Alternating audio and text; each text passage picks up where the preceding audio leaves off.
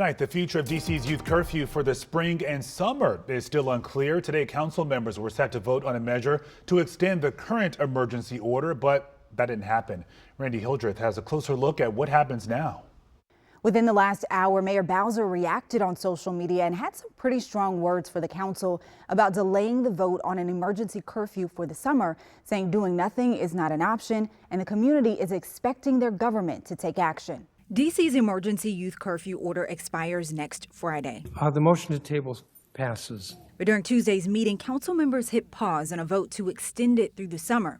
That means the order allowing MPD to issue special curfew zones could expire before the council can approve a new plan. And I'll be working with my colleagues and the mayor and the community over the next 2 weeks to try to ensure that we have the votes we need to pass the emergency so that we don't have this gap in the law, especially in the spring and summer months.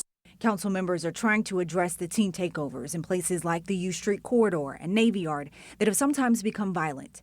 While they didn't extend the emergency measure at the meeting, they did take a step forward on a long-term solution and approve the first reading of a permanent curfew. It would establish a universal 11 p.m. curfew for those younger than 18 years old and authorize MPD to create special youth curfew zones if they suspect there may be a teen takeover. Councilmember Donnie Crawford worked on that permanent curfew bill. She said it was important to balance enforcement and local investment.